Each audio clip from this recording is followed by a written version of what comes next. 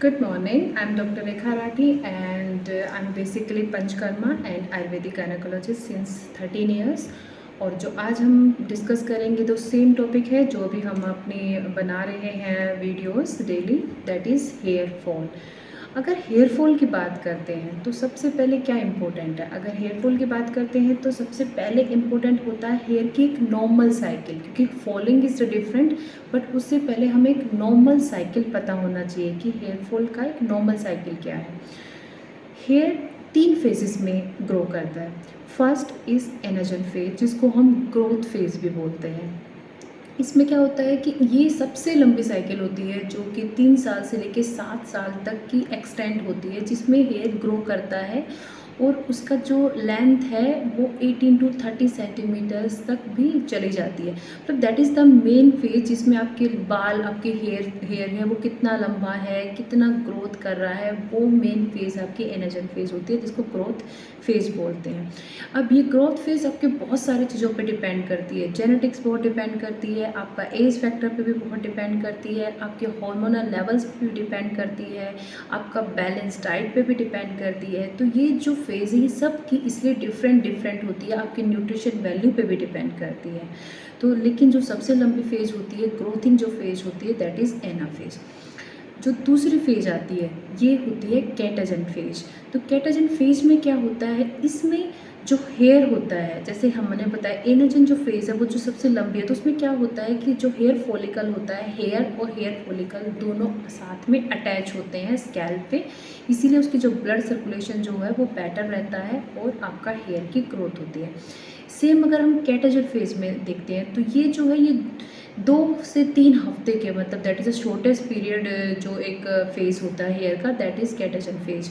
तो ये 2 से 3 हफ्ते की होती है। इसमें क्या होता है कि जो हेयर होता है, हेयर और हेयर फॉलिकल जिसमें बीच में इतना गैप हो जाता है, हेयर जो है वो उस एरिया को, जो फॉलिकल होता है उसको छोड़ देता है और वहाँ पे जो सर्कुलेशन होता है हेयर को जो मिलना चाहिए, वो ब्लड सप्लाई जो है वो बंद हो जाती है। तो वो आपकी कैटाजन फेज आ जाती है कि उसमें अभी हेयर है वो ग्रोथ नहीं होगा, वो उसी फेज में 2 से 3 हफ्ते तक रहता है। थर्ड फेज जो सबसे इम्पोर्टेंट होता है इसका, कि जिसमें हमें पता चलता है कि हमारा हेयर फॉल हो रहा है, बहुत ज़्यादा हो रहा है, that is your telogen phase. अब इसमें क्या होता है, this is called setting phase also. अब इसको 2 पार्ट में कुछ साइंटिस्ट हैं उन्होंने डिवाइड भी किया है कि टेलोजन फेज या एक्सोन फेज।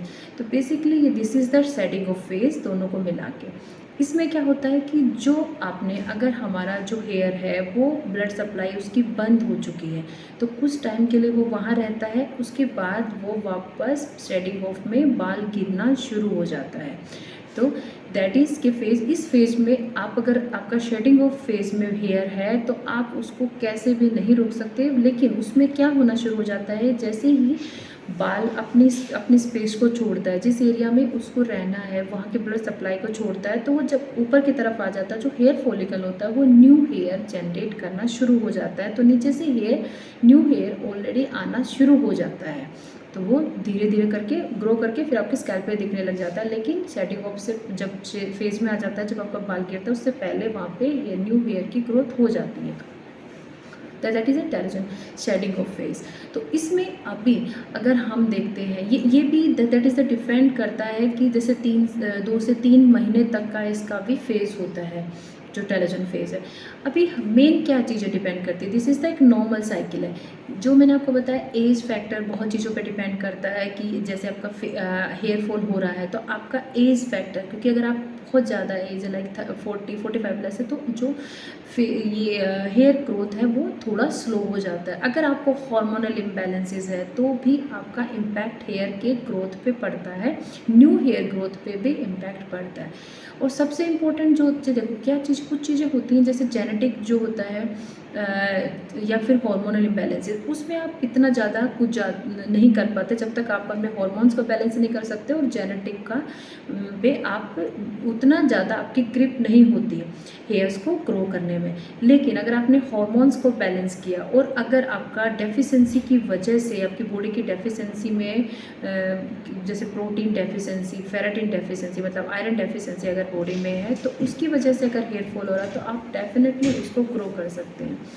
अब उसमें क्या है, हम सबको पता है, जैसे आयुर्वेदा में क्या होता है कि रस, रक्त, मांस, मेद, अस्थि, मज्जा, शुक्र, जैसे ये 7 धातुएं होती हैं। और जो जो हेयर को बोला, जो हेयर होता है वो अस्थि और मज्जा धातु अलग अलग, जो हमारे आयुर्वेदाचार्य हैं उनके अकॉर्डिंग उन्होंने अलग बताया है। कुछ उसको अस्थि धातु की उपधातु बोलते हैं, कुछ उसको मज्जा धातु की भी का मल बोलते हैं। तो that is a different scenario है। तो अगर हम देखते हैं कि सबसे पहले रस बनेगा, रस से रक्त, मांस, मेद, अस्थि, मज्जा, ये एक सीक्वेंस से चलता है। तो सबसे इम्पोर्टेंट क्या हुआ कि रस धातु बननी चाहिए, तभी वो जा करके कन्वर्ट होगा। ऐसा नहीं है कि बस सीरम लगा लिया हेयर्स पे और कुछ नए शैम्पूज़ यूज़ कर लिए, बस उसी से हो गया। वो भी काम करते हैं क्योंकि सर्कुलेशन बेटर करते हैं, आपकी जो स्कैल्प है, स्कैल्प में अगर कुछ डैमेज है उसको ठीक करते हैं। लेकिन उसके साथ साथ आपको बहुत इम्पोर्टेंट होता है कि अपना इंटरनल हीलिंग करना बहुत ज़रूरी है।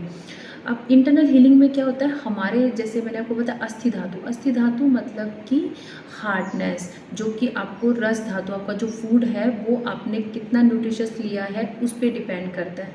जैसे हमारे हेयर्स बनते हैं प्रोटीन से, बेसिकली ये प्रोटीन है, तो हमें अपनी डाइट में प्रोटीन को बढ़ाना पड़ेगा। अगर हमारा हेयर फॉल हो रहा है तो हम कभी भी जाके ब्लड टेस्ट भी कराएंगे, अगर हमारा हार्मोन इम्बैलेंसेस नहीं है, बहुत ज़्यादा जेनेटिक प्रॉब्लम्स नहीं है, तो डेफिनेटली प्रोटीन वैल्यू, हमारा आयरन लेवल, हमारा विटामिन डी लेवल, हमारा B12, ये डेफिसिट साइड में होंगे ही होंगे। तो उससे पहले कि अगर हम चेक कराते हैं, हमें पहले से ही अपनी डाइट को फॉलो करना शुरू कर देना है।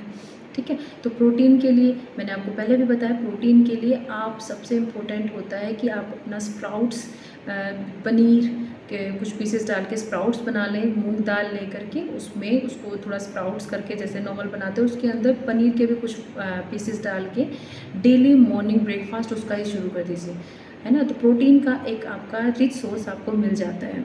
Sweet potato, as I told you ये सर कि स्वीट पोटैटो बहुत अच्छा काम करता है बायोटीन के लिए, बायोटीन भी प्रोटीन है। तो आपको स्वीट पोटैटो, अपना पनीर और स्प्राउट्स, ये अपने मॉर्निंग ब्रेकफास्ट में उसको ऐड ऑन कर दीजिए। फिर अगर हम आते हैं आपका जो लंच है, लंच में भी बेसिकली आपने क्या करना है, उसमें भी कुछ प्रोटीन रखना है। जैसे दाल में बहुत ज़्यादा अमाउंट में नहीं होता, लेकिन अगर आप डेली आप उसको लेते हैं तो भी आपका एक अमाउंट अच्छा खासा जाता है। लेकिन साथ साथ आपने अपने टॉक्सिन्स पे भी ध्यान रखना है कि बहुत ज़्यादा टॉक्सिन्स बॉडी में ना जाए। तो उसके लिए अपना एक सैलेड ज़रूर रखना है। सैलेड में आप सीज़न के अकॉर्डिंग कुछ भी रख सकते हैं, जैसे अभी जो सीज़न है उसके अकॉर्डिंग आप कुकुम्बर, खीरा, है ना, बीटरूट का सैलेड, क्योंकि फेरेटिन डेफिशिएंसी को भी आपका जो है वो कंप्लीट करेगा। बीटरूट का सैलेड आप कुकुम्बर के साथ ज़रूर लें। टॉक्सिन्स बॉडी से निकलेंगे, फेरेटिन लेवल कंप्लीट होगा, बायोटिन लेवल कंप्लीट होगा। और अगर उसके साथ साथ अपने सुबह में जो अपना स्प्राउट्स लिया है उसके साथ आपका प्रोटीन वैल्यू भी पूरा कंप्लीट होगा। तो दिस इज़ द फेज़ कि अगर आपके फेज़ उसमें आ गया, अभी हमें क्या करना, उस शेडिंग फोर में क्या होता है कि अगर फेविकॉल से भी आप लगाओगे ना तब भी वो हेयर नहीं रुकेगा, क्योंकि ऑलरेडी नीचे से ग्रो करना है अभी हेयर को। ठीक है, तो उससे अगर आपका हेयर फॉल शुरू हुआ है तो आपको क्या ध्यान रखना है कि रीग्रोथ जो है हेयर्स की वो जरूरी है, इंपॉर्टेंट। तो खाना बेहतर खाना है, उसके साथ पंचकर्मा में जो हमारा ट्रीटमेंट होता है, नशम ट्रीटमेंट भी होता है। अगर बहुत ज़्यादा पैचेस बनना शुरू हो गया है तो जलों का ट्रीटमेंट होता है, क्योंकि वहाँ से पूरा रक्त, जो दूषित रक्त है उसको पूरा जलों का जो होती है वो निकाल देती है ना। तो वो आपकी हेयर ग्रोथ को, सर्कुलेशन को बेटर करके आपके वहाँ पे पैचेस पे भी हेयर आना शुरू हो जाता है। नशम में क्या होता है कि आपका जितना भी ये एरिया है वहाँ पे जो भी टॉक्सिन्स है वो एक्सक्रीट आउट हो जाते हैं, तो ग्रोथ होनी शुरू हो जाती है। तो मतलब कि आपको एक्सटर्नल और इंटरनल दोनों का ही ध्यान रखना है, और इस डिपेंड्स कि कितनी सीवियरिटी के साथ है। अगर अभी स्टार्ट हुआ है फॉल तो थोड़ी सी न्यूट्रिशन का आप बेटर करेंगे तो वो बंद हो जाएगा। अगर बहुत सीवियरिटी के साथ है तो आप अपना एक्सटर्नल, जैसे मैंने आपको नशम बताया, जलों का थेरेपी बताया, फूड, सब चीज़ों को साथ साथ शुरू कीजिए। ठीक है, थैंक यू।